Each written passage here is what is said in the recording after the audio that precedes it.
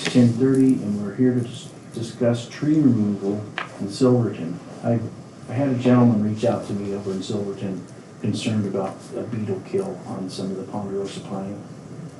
And he was more concerned about the trees that were west of the Weeds building.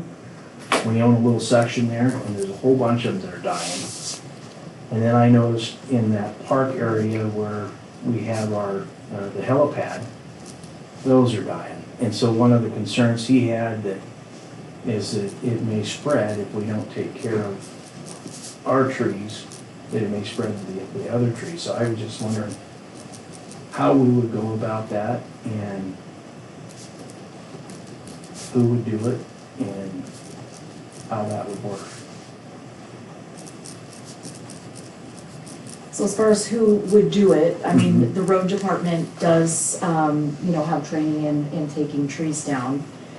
If we were to get involved, I wasn't sure exactly, when I found out about it, which grouping of trees. I knew that there were some in the field with the helicopter pad. Yeah. But we didn't assess the ones west of the Weeds building.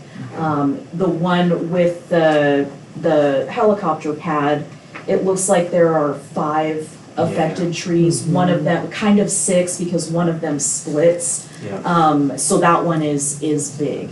So for us to do something like that, I think we would partner up with Bill and get a crew down there if that's something that the county wanted to do.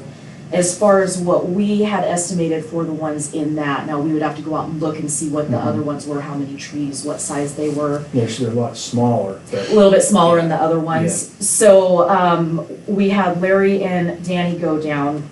They estimated it would be about 24 loads, dump truck loads to haul away. Okay. We'd be looking at approximately a 10-hour day. We would have 1 sawyer.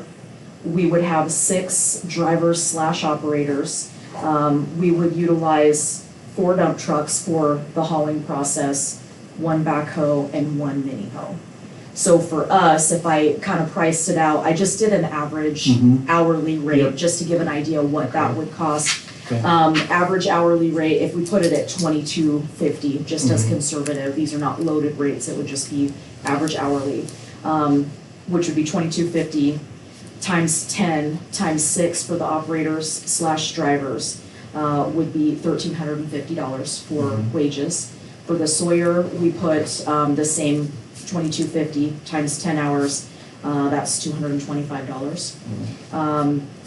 Looking at rates, I would be willing to work with the board on this. When we look at rates, we usually adopt like the FEMA rates of what an hourly operational cost would be without an operator. The dump trucks are a little bit more at $79.62 per hour. On the low side, we did a conservative estimate of 6 hours of operation for each truck, not the whole 10, obviously. It would just be utilized for hauling. Times 4 dump trucks comes to $1,910.88. Okay. 1 backhoe, the rate would be $43.46 times 4 hours. Estimated would be $173.84. And the mini hoe comes in quite a bit lower at $18.97 an hour for approximately 4 hours, which would come in at $75.88. Okay. We would be looking, if the operation looked like that, at an all-in cost of $3,735.60. For disposal, I think there are a few options. When I first talked to Danny and Larry, they would haul the limbs up to the old landfill site at Polaris Peak, so we could haul up to there and dispose of them until they could be taken care of in season, and then we would haul the actual logs to the government mulch property that houses the District 2 equipment and materials. Okay. So that's what the disposal would look like for us. So we don't incur extra, disposal fees like if somebody were to be contracted. Now, we talked a little bit with Bill about the possibility of maybe getting our hands on a chipper, which would condense some of the loads and materials and, lessen the number of loads. We have one, right? Is it too small? Too small that we have. Okay. Yeah, for what we would need. Yeah, we could probably, we might be able to borrow one from ITD. Mhm. They're in Auburn. I know the guys down there. Mhm. So if it was like a one-day deal, you may be able to borrow theirs because it's I think it'll take up to like a 14-inch in diameter piece. Mhm. So with all those limbs, you know, like the saying, they would condense the hauling quite a bit. Maybe not so many trips up to Polaris Peak to dump it. Well, they wouldn't go through the burner? We could, but we'd have to see Yeah. if they would Right now, they're probably not actually burning. take it. Yeah, and shut down Right. right Yeah. now. Because of the weather. Right. Yeah, okay. Yeah, so they'd have to sit up at the Polaris Peak site. If we dumped it in piles right now, it wouldn't dry out and be a fire hazard right now. Mhm. But if we, you know, depending on what happens through the next month, if we spread it out, you know, thin and it dries out, then it would be a fire hazard. Now, none of these trees would be, I kind of looked around for the mills, none of them would be anything worth for that, right? Would it be? Because they are Most- some large trees, but it'd have to be a big, like big ones. Most of this stuff, mills won't touch it, Because it's pine, yes. that's what I was thinking. Your nearest mill's up by the Canadian border. They're There, big pine. Yeah. Yeah, what you would make on it would go out in trucking. trucking. Construction. Yeah, yeah, exactly. Yeah, I kind of looked around and it, yeah. Okay. So If it was fur, it'd be nice. the other option is if we can't get ITD's chipper, I can call FMI in Spokane and see how much it would cost us to